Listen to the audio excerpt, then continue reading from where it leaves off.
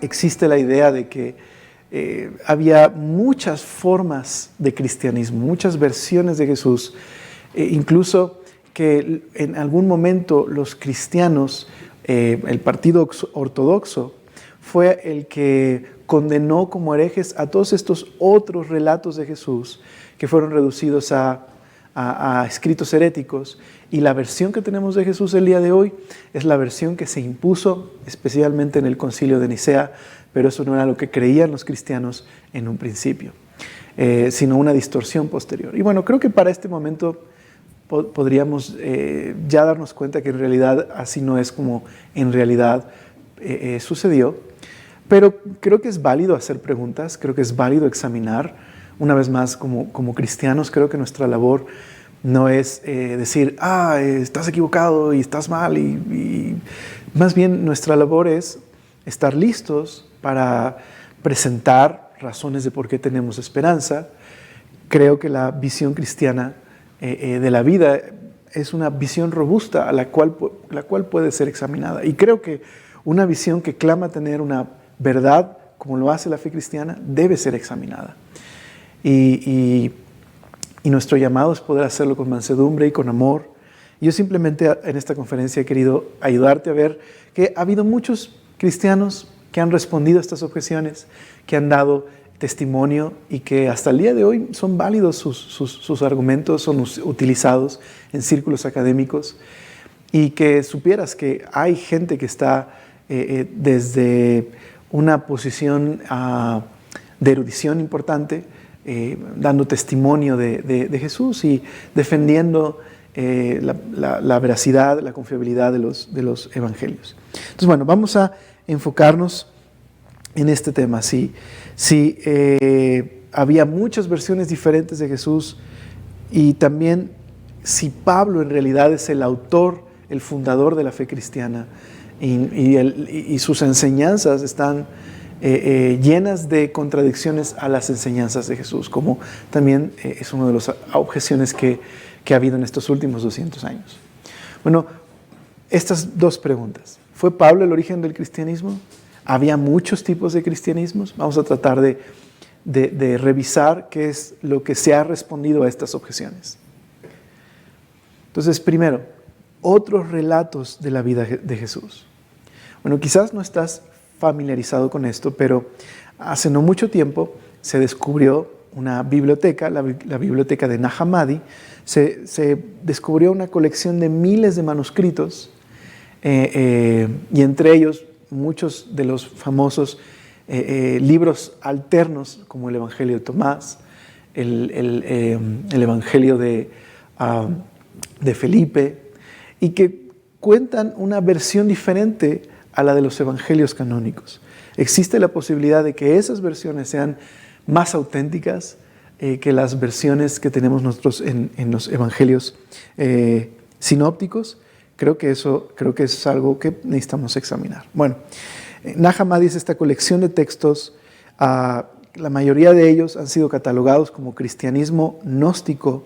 Fueron descubiertos precisamente en Nag Hammadi, a unos 10 kilómetros de Luxor, en el Alto Egipto, más o menos ahí en 1945. La mayoría de ellos está escrito en copto, que es digamos, el idioma que hablaban los egipcios en la época de Jesús, el copto. Y hay dos en particular, dos evangelios, ¿no? Yo tengo aquí en la diapositiva 3, pero dos de ellos que se volvieron muy populares por las películas que surgieron a partir de ellos, o los libros que se escribieron. Entonces, el Evangelio de Judas se volvió muy popular porque se tradujo y se publicó en inglés primero, y eso pues tuvo un impacto. Y también el Evangelio de Felipe se volvió popular a través de la novela de Dan Brown y luego la película El Código Da Vinci. Y el Evangelio de Tomás ha sido popular en círculos académicos. Y bueno, esos tres evangelios son un ejemplo de lo que vamos a revisar el día de hoy. Hay más, ¿no? Está el Apocalipsis de Pedro, hay muchos más, pero estos son los que vamos a revisar de manera breve. No nos da más tiempo la conferencia, pero al final te voy a recomendar lecturas que profundizan en esos temas y en los que se basó la la conferencia. Bueno, en cuanto al Evangelio de Tomás, ¿qué es el Evangelio de Tomás? Bueno, el Evangelio de Tomás no es narrativa, en realidad son dichos atribuidos a Jesús que supuestamente fueron recibidos de manera secreta por el apóstol Tomás. Jesús se los reveló de manera secreta a Tomás. Ahora, la mayoría de estos dichos, la mayoría de ellos son gnósticos. Pocos de ellos hacen o tienen alguna relación con los evangelios sinópticos. De hecho, la mayoría de los dichos que se parecen a algo que pudo haber dicho Jesús en el Evangelio de Tomás, se parecen muchísimo a el Diatesarón, ¿te acuerdas? La armonía de los evangelios que hizo Tasiano. Y eso sugiere que el Evangelio de Tomás prestó de esa tradición para su documento y por lo tanto es posterior a los evangelios. No es contemporáneo a los evangelios.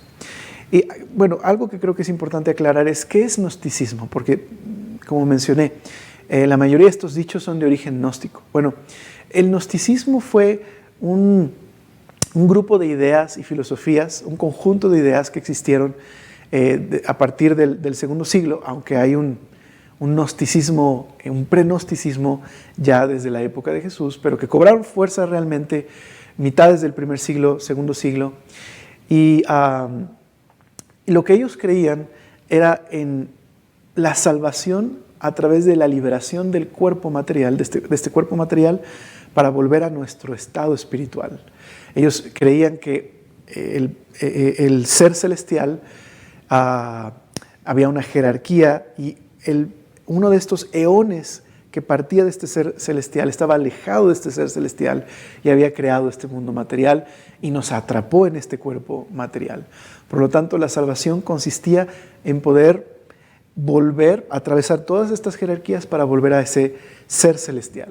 ¿De qué manera? Pues se necesita el código secreto o la enseñanza secreta para atravesar todas esas capas con seres espirituales hasta llegar al ser celestial. En el caso del gnosticismo cristiano, lo que decían es que ese código secreto fue revelado por Jesús a algunos apóstoles. Entonces, el gnosticismo cristiano pretendía ser una enseñanza aparte de la enseñanza de los apóstoles, una enseñanza secreta de Jesús que recibieron algunas personas, incluyendo algunos apóstoles. Entonces, bueno, el Evangelio de Tomás, la mayoría de sus dichos son gnósticos y los que se parecen a algo que podría decir Jesús, en realidad están probablemente basados en el Diatesarón y no eso significa que son posteriores a los evangelios. El Evangelio de Judas. El Evangelio de Judas fue un documento descubierto en Egipto, 1970, y fue escrito en copto y fechado más o menos ahí por el siglo IV. Entonces, igual el material es altamente gnóstico, es una sabiduría supuestamente secreta que recibió Judas y es bastante posterior a los evangelios. Entonces, creo que simplemente por el hecho de que los evangelios, la distancia entre los eventos que narran y cuando se escribieron a este documento del IV siglo, ahí simplemente eso creo que ya habla a favor del relato de los evangelios. Y también tenemos el Evangelio de Felipe, que es el más gnóstico de estos supuestos evangelios alternativos y que se volvió muy popular precisamente por la película del Código Da Vinci o la novela. Ahora, este supuesto evangelio no clama ser una revelación secreta, sino un manual teológico y de práctica de origen gnóstico, y que en ocasiones hace ciertas referencias a las obras y los dichos de Jesús. Ahora, el profesor Craig Blomberg señala un par de cosas que son interesantes, sobre todo respecto a la interpretación fílmica de la novela de Dan Brown, donde supuestamente aparece el Evangelio de Felipe, hablando de la supuesta relación amorosa entre Jesús y María Magdalena. Y él dice lo siguiente. En la película, el Evangelio de Felipe aparece escrito en arameo, cuando en realidad se escribió en copto, no en arameo. Número 2, los escritos de Nag Hammadi, cuando son una traducción de otro idioma, el idioma original es el griego, entonces no el arameo. ¿Por qué esto es importante? Porque una de las palabras que supuestamente se traduce como esposa en el Evangelio de Felipe, en realidad no fue escrito en arameo y no significa, koinonía no significa esposa, significa comunión. Entonces, eso es algo importante. Si bien, evidentemente, no es que estamos afirmando que esa información sea correcta, aún la idea de que el Evangelio de Felipe pretende mostrar una relación entre Jesús y María Magdalena es algo dudoso. Y no solo esto, sino también las ideas gnósticas. La mayoría de ellas, incluyendo el Evangelio de Felipe, muestran un rechazo a las mujeres y también manifiestan actitudes ascéticas, como el celibato. Entonces, no promueve el matrimonio, de hecho. Y el texto que habla de la relación entre María, Jesús y los discípulos, lo que menciona ese texto es que Jesús amaba más a María Magdalena que a los discípulos y frecuentemente la saludaba de beso. Hay dos cosas importantes dentro del propio contexto del Evangelio de Felipe. Una es que el besar a las personas era muy común como un saludo en este tiempo. Y no solamente eso, sino que el amor que tiene Jesús por María es porque ella reconoce que Él es el verdadero ser espiritual y los discípulos todavía no lo reconocen. No menciona realmente el tipo de amor de pareja que encontraríamos en otro tipo de libros. Pero, en fin, algo interesante que señalar. Todos estos evangelios dicen ser una revelación posterior a la resurrección de Jesús. Y de alguna manera no son útiles para acertar la confiabilidad de los evangelios, porque la mayoría de estos dice ser algo que sucedió después. No tratan de corregir ni mover los eventos de la vida de Jesús, sino simplemente tratan de describir un conocimiento alterno, un conocimiento que recibieron después de que Jesús resucitó. Entonces, la mayoría de todos estos escritos son gnósticos, todos son a partir del siglo II, siguen siendo los evangelios por tiempo, por la difusión que había de ellos, siguen siendo los documentos más confiables que tenemos de la vida de Jesús. Aparte, los escritos gnósticos presentan ideas completamente contrarias al Antiguo Testamento, mientras que los evangelios vemos una armonía y una continuidad entre el Antiguo y el Nuevo Testamento. Y creo que eso también es un argumento importante. Pues sigamos adelante. Entonces, esto es en cuanto a otros relatos acerca de la vida de Jesús. Pero ¿qué hay de la idea de que existían otras tradiciones fuera de los evangelios? O incluso que Pablo es el verdadero fundador del cristianismo y que sus enseñanzas están en completa contradicción a las enseñanzas originales de Jesús y los discípulos, que eran historias mucho más cercanas a las historias del Antiguo Testamento. Bueno, vamos a examinar un poquito lo que uno de los libros que les voy a recomendar, la confiabilidad de los evangelios de Craig Blomberg, menciona. Bueno, Pablo escribió a comunidades, a individuos que ya conocían los evangelios. Él no sintió la necesidad de repetir la misma historia, porque las historias de los evangelios ya se narraban, se memorizaban, se cantaban, se enseñaban constantemente. A lo que se dedicó Pablo fue a tomar la historia del evangelio y escribir acerca de las implicaciones teológicas de ese evangelio, sobre todo en relación a la continuidad con el Antiguo Testamento. Una de las cosas de las que acusan a Pablo, aunque en realidad Pablo es uno de los que más citas del Antiguo Testamento contiene en sus cartas, y que presenta a Jesús como el cumplimiento de toda la historia que narra el Antiguo Testamento. En realidad, prácticamente no hay pasaje del Nuevo Testamento que no haga mención del Antiguo Testamento. Así que en realidad, aun cuando no habla mucho de la vida de Jesús, probablemente por esa razón, sí menciona episodios de la vida de Jesús que son ecos de lo que aparecería después en los evangelios sinópticos. Entonces, por ejemplo, yo tengo aquí una lista de algunos de estos textos. Por ejemplo, aquí hay un resumen de la biografía de Jesús de acuerdo a los evangelios en las cartas de Pablo. Tenemos, por ejemplo, en Gálatas y en Romanos, que Pablo habla acerca de cómo Jesús es un descendiente tanto de Abraham como de David. O por ejemplo, en Corintios y en Gálatas también se menciona que tiene un hermano llamado Santiago, o en este caso Jacobo. También en Gálatas se nos dice que creció bajo la ley judía.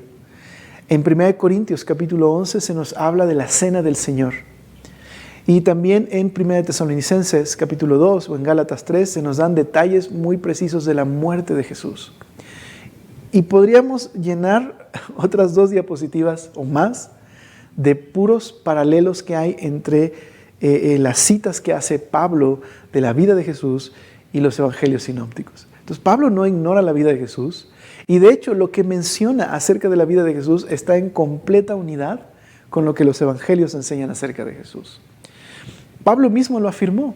En una de las conferencias pasadas vimos como Pablo en 1 Corintios 15 afirma que él enseñó a los corintios la tradición oral que él mismo había recibido, que Cristo murió por nuestros pecados conforme a las Escrituras, fue sepultado y resucitó conforme a las Escrituras. 1 Corintios 15, 1 al 4. Entonces, Pablo conoce a Jesús y Pablo afirma la tradición que los evangelios presentan acerca de Jesús. No la contradice, de hecho, contribuye al hecho de la confiabilidad de los evangelios. Porque las cartas de Pablo se escribieron tiempo antes de los evangelios y hay una unidad en su mensaje. Algo que también señala el profesor Craig Blomberg y que sería bueno también poder recordar es que a lo largo de sus cartas Pablo hace constante eco de la enseñanza que luego aparecería en los evangelios. Eso significa una vez más que no debemos pensar que la información acerca de Jesús la conocemos hasta que los autores de los evangelios la pusieron por escrito y hubo un vacío de años. No, a partir de que Jesús resucitó, los discípulos se dedicaron a enseñar, memorizar, distribuir las enseñanzas de Jesús en esta tradición oral, con límites fijos, pero con cierta libertad que ya examinamos en la primera conferencia. Este círculo de autoridad que se formó, como Reinser afirmaba. Entonces, bueno, aquí hay algunos pasajes que hacen ecos de los evangelios o de las historias que narran los evangelios. Entonces, por ejemplo, Pablo menciona la muerte y resurrección de Jesús. Primera de Corintios 15, del verso 1 en adelante. O también esta cita: bendigan a quienes los persiguen, no los maldigan, sino pídenle a Dios en oración que los bendiga. Es prácticamente un eco de Lucas capítulo 6 del Sermón del Monte, cuando Jesús precisamente dice esto: no maldigan a sus enemigos o al que los persigue. Es la enseñanza del Sermón del Monte. O por ejemplo, dice: nunca devuelvan a nadie mal por mal. Romanos capítulo 12 hace eco de Mateo capítulo 5, justo el Sermón del Monte nuevamente. O por ejemplo, el amor es el cumplimiento de la ley, que también es una referencia a Marcos capítulo 12, cuando Jesús dice que el amor es el resumen de la voluntad de Dios. El amor a Dios y el amor al prójimo son los 2 mandamientos más importantes. Y Pablo hace eco de esto en su carta a los romanos. O por ejemplo, cuando Pablo cita directamente al Señor y la tradición de la enseñanza del Señor Jesús. En 1 Corintios capítulo 7, cuando está tratando el tema del matrimonio, Pablo dice: esto no lo digo yo, lo dice el Señor. Es decir, estoy citando directamente lo que Jesús dijo acerca del matrimonio. Más adelante él menciona: esto no lo dice el Señor, lo digo yo. Es decir, Jesús no nos dejó ninguna enseñanza al respecto, pero creo que esto es lo que significa aplicar las enseñanzas de Jesús. También tenemos, por ejemplo, en 1 Corintios 9, la cita directa de la enseñanza de Jesús respecto a los ministros que viven del Evangelio. Incluso en es una cita también que se repite en 1 Corintios capítulo 5, y 8. Pablo también hace una descripción de la cena del Señor tal y como aparece en los sinópticos. Pablo afirma: yo les voy a mencionar lo que también yo mismo recibí. El día que el Señor fue entregado, cenó con sus discípulos. Pablo cita esta tradición oral.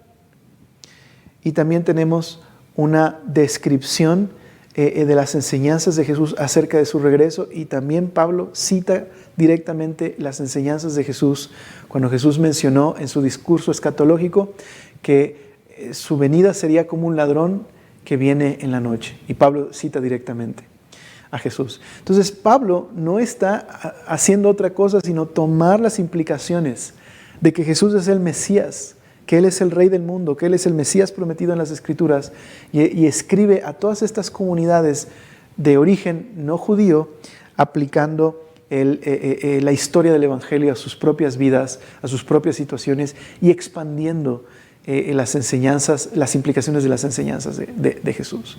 Y nuevamente podríamos llenar hojas y hojas de todas las similitudes que hay, no solo entre las cartas de Pablo y los evangelios. Podríamos añadir también las cartas universales, las epístolas universales.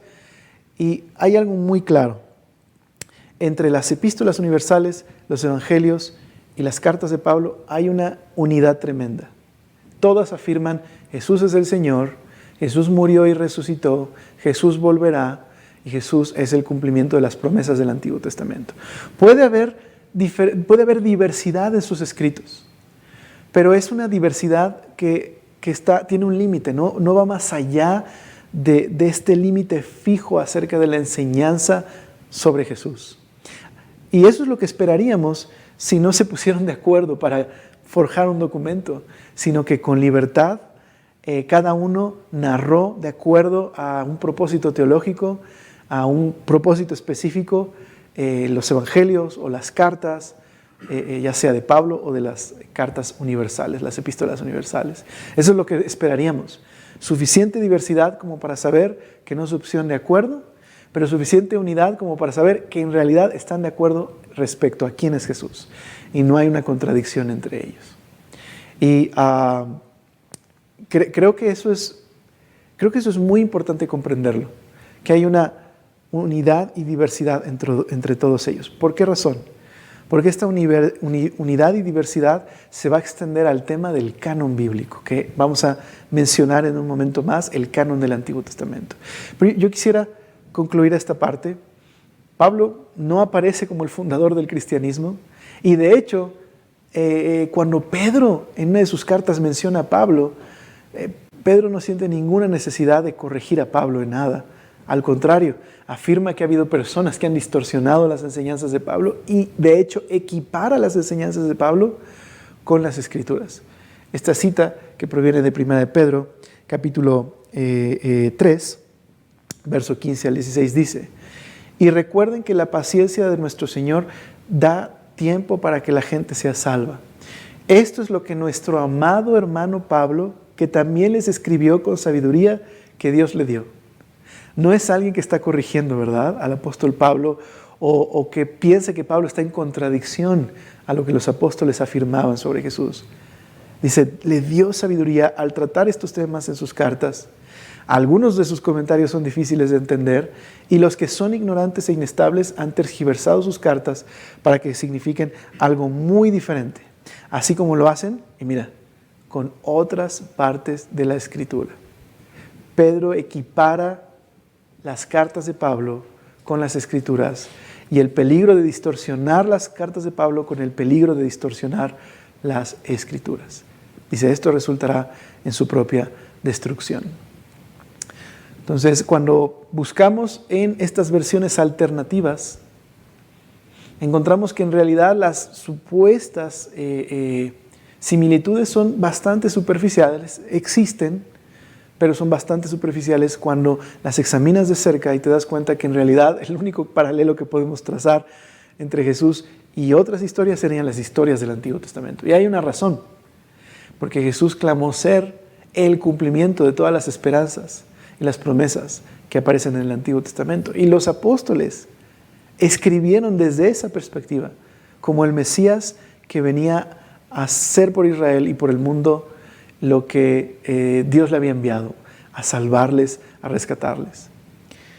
Bueno, vamos a continuar ahora hablando acerca de esta diversidad y unidad dentro del tema del canon, porque existe esta idea que en el Concilio de Nicea en 325 los cristianos afirmaron el canon bíblico y condenaron como herejía todas estas otras historias alternativas de Jesús igual de válidas, lo cual es un anacronismo porque en el Concilio de Nicea no se afirmó el canon, fue en otro concilio.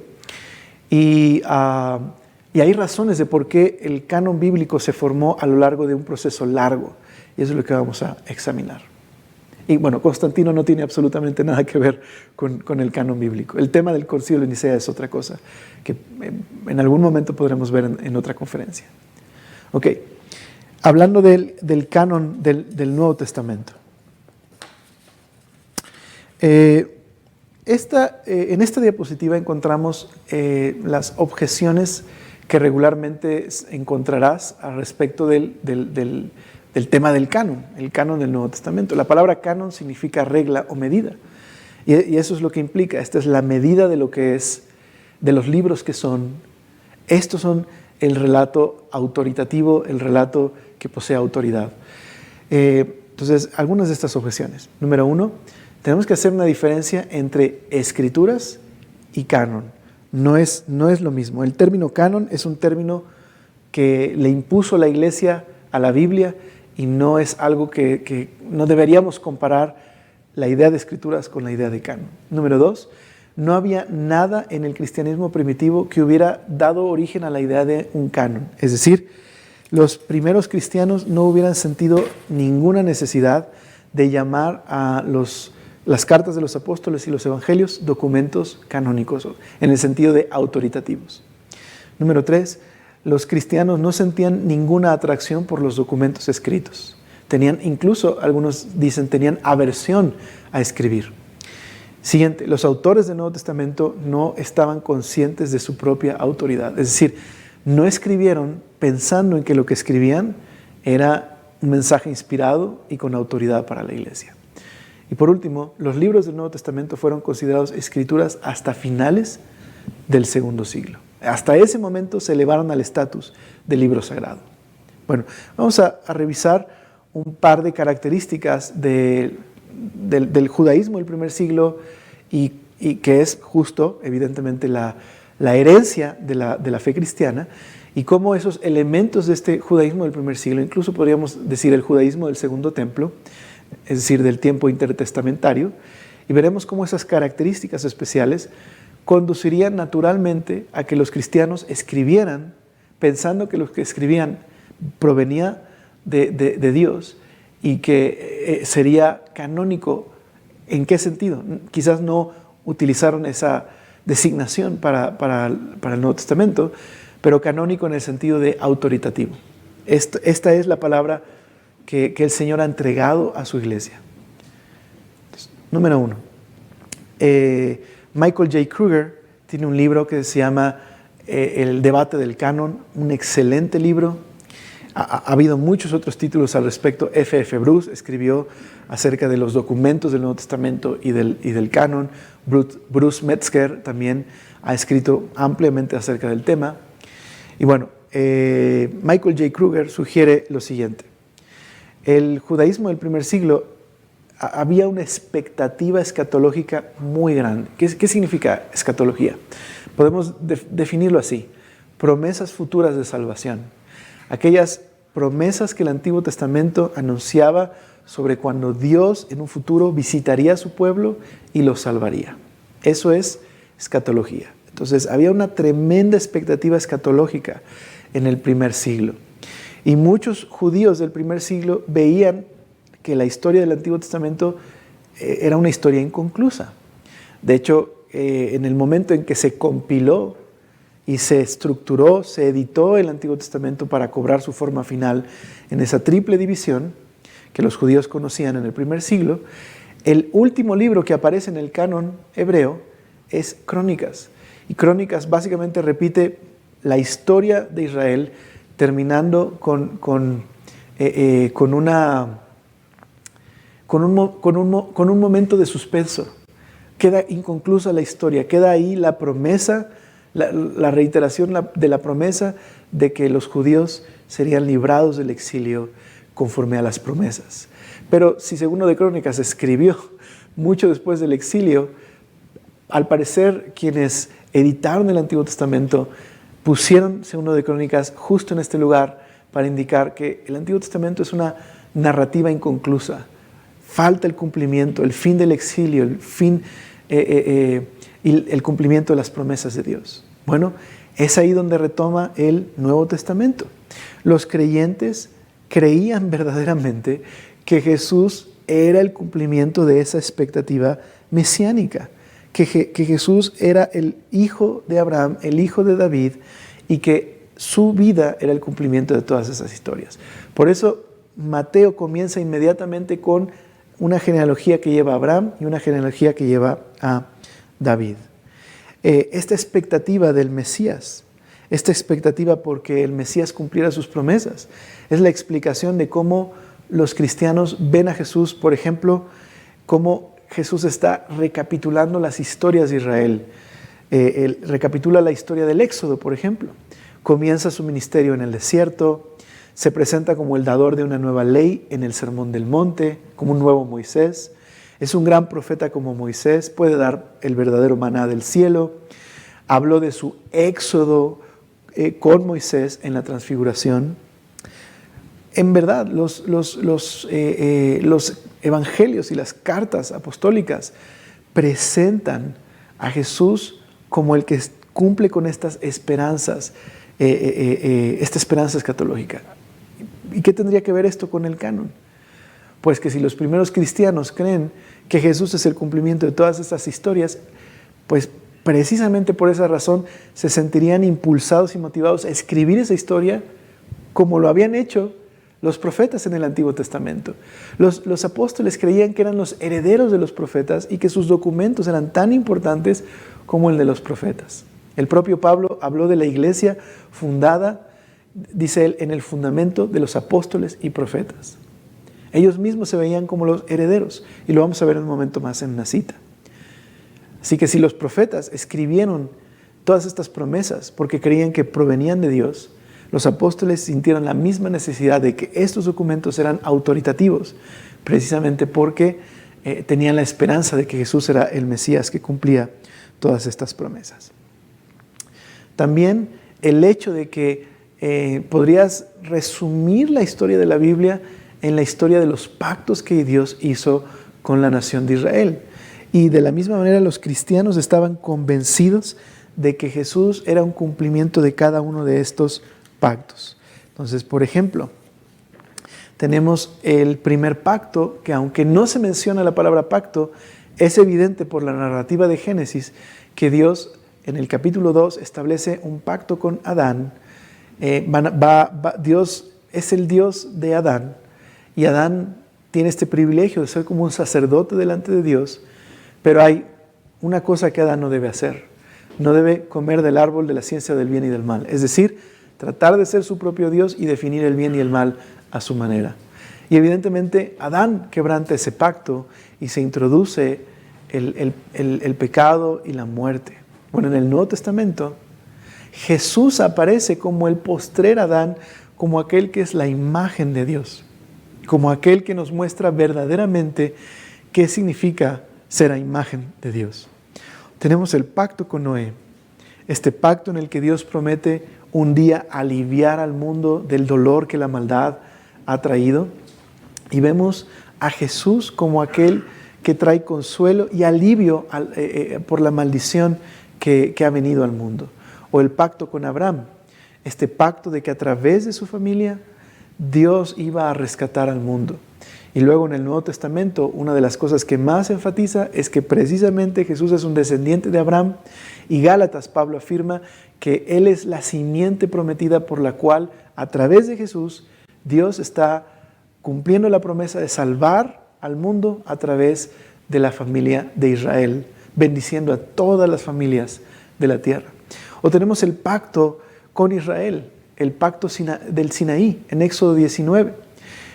La promesa que Dios le hizo a Israel es que Él sería el Dios de ellos serían su pueblo especial, y el propósito de Israel, el llamado de Israel, era poder ser luz a las naciones, para que cuando todos vieran cómo vivía el pueblo, pudieran ver la sabiduría y al Dios que tenían. Pero Israel, cuando entró a la tierra prometida, falló en su misión, fracasó en su misión, e incluso terminó en el exilio. Pero el profeta Isaías, en los cánticos del siervo, los cánticos mesiánicos, describe a esta figura, el rey sirviente, el rey Mesías, el siervo Mesías, el que va a tomar el llamado de Israel para cumplir lo que Israel no pudo hacer. En el Nuevo Testamento, uno de los libros que más se cita es Isaías, especialmente Isaías 53, mostrando que Jesús cumplió lo que Israel no pudo hacer. Jesús vino a rescatar tanto a Israel como al mundo. O el pacto davídico. En 2 Samuel capítulo 7, Dios le hace la promesa a David que su reino va a ser para siempre y que un hijo de él será el rey Mesías por el cual Dios va a establecer su reino en el mundo. De las menciones de Jesús en el Nuevo Testamento que más se hacen es la referencia a que Jesús es ese rey mesiánico. Por ejemplo, el Salmo 110. Dijo el Señor a mi Señor, siéntate a mi diestra hasta que ponga a tus enemigos por estrado de tus pies. Este salmo es uno de los favoritos que se le aplican, se le atribuyen a Jesús. Es un salmo donde David dice que le dijo un Señor que está por encima de él, le dijo a Jehová, siéntate a mi diestra hasta que ponga, Jehová le dijo a este Señor, siéntate a mi diestra hasta que ponga a tus enemigos por estrado de tus pies. Y ese es un ejemplo de cómo se presenta a Jesús como un hijo de David, pero más que un hijo de David.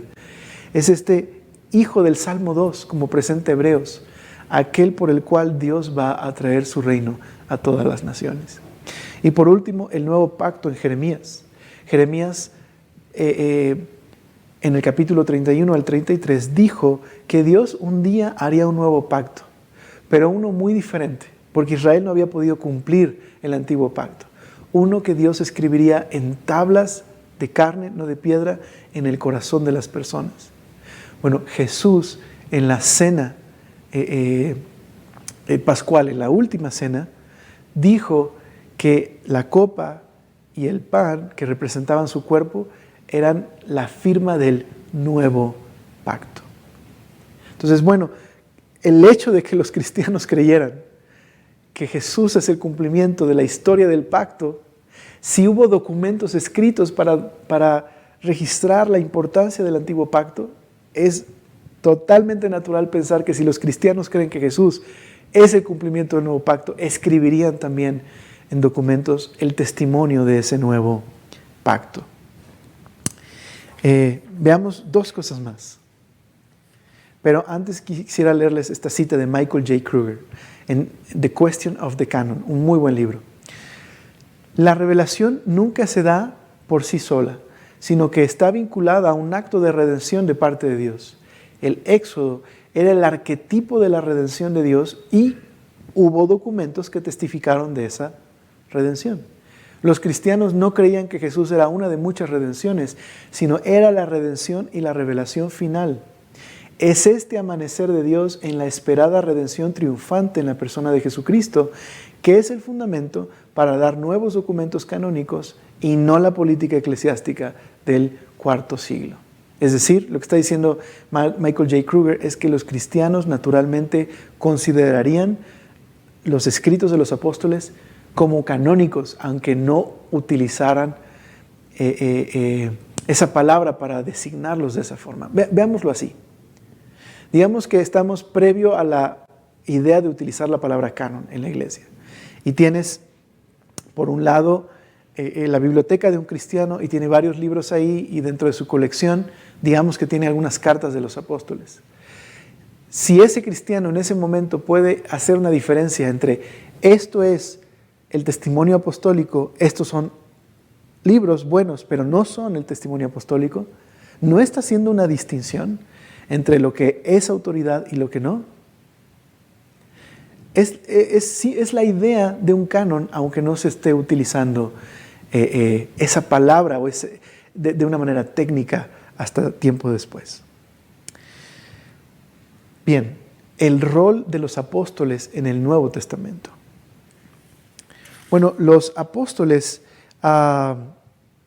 cumplieron un rol muy particular. Ellos se consideraban los sucesores de la tradición profética en Israel y Dios estableció el apostolado. La palabra apóstol, que en nuestras Biblias no aparece traducida, significa simplemente emisario o embajador o comisionado, mensajero. Dios establece este apostolado para ser el fundamento de la iglesia por las generaciones por venir. El Nuevo Testamento afirma que Jesús elige 12 apóstoles y los convierte en un instrumento para la revelación bíblica, para la transmisión de las enseñanzas de Jesús de manera oficial, por decirlo así. Así que los primeros cristianos habrían entendido la autoridad de los apóstoles tal y como la afirma el Nuevo Testamento. De hecho, vamos a ver en un par de citas cómo esa autoridad se afirma. Por ejemplo, en Juan 20:21, Jesús les dijo a los discípulos. Entonces Jesús les dijo otra vez, paz a vosotros, como me envió el Padre, así también yo os envío. Jesús fue enviado por Dios porque Jesús es la revelación de Dios, cumplía esa función. Ahora los apóstoles van a llevar la revelación de Jesús a las naciones. O Lucas 10:15, el que a vosotros oye, a mí me oye, y el que a vosotros desecha, a mí me desecha, y el que desecha a mí, desecha al que me envió. Entonces Jesús está diciendo que lo que los discípulos enseñan acerca de Jesús es tan importante como escucharlo a Él mismo, y no recibirlo es como no recibirlo a Él mismo.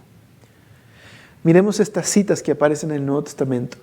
Por ejemplo, en Hechos 10, 39, 43. Y nosotros los apóstoles somos testigos de lo que Él hizo por toda Judea y Jerusalén. Lo mataron colgándolo en una cruz, pero Dios lo resucitó al tercer día. Y después Dios permitió que se apareciera no al público en general, sino a nosotros, a quienes Dios había elegido de antemano para que fuéramos sus testigos. Y mira esto.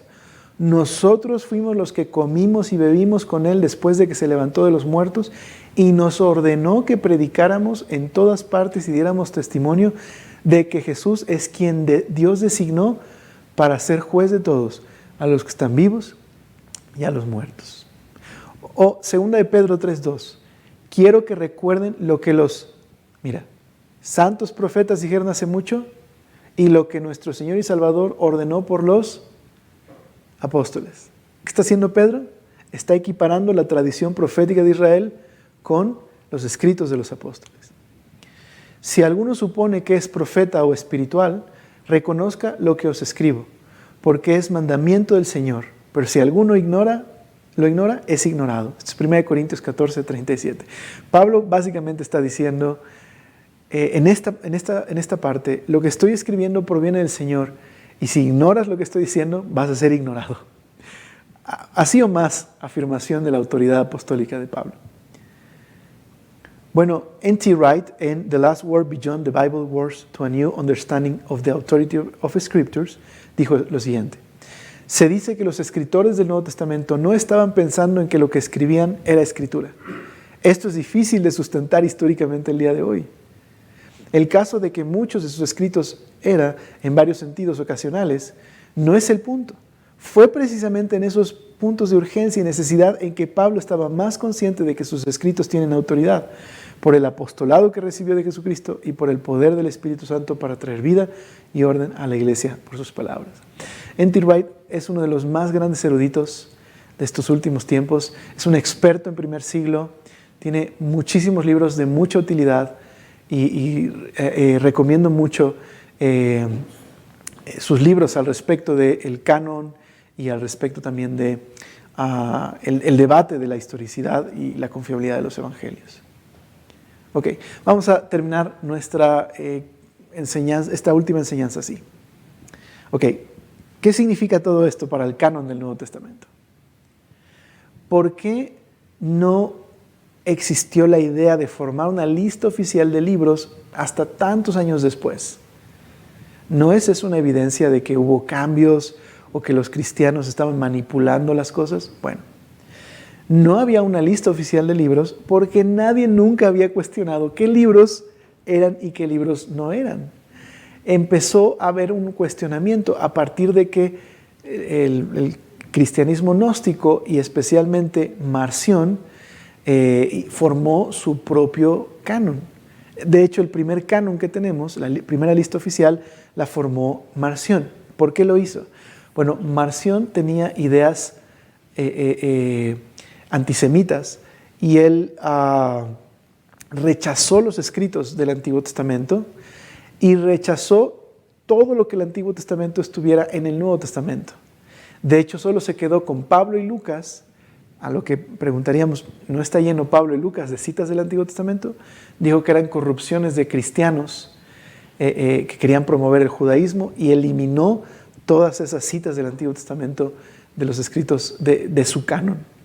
Entonces, en realidad, por esa razón es que esta fue la primera lista oficial de su parte, porque tenía este deseo de hacer a un lado la herencia de los escritos cristianos para hacer su propia versión. Entonces, los cristianos tuvieron que responder a este problema.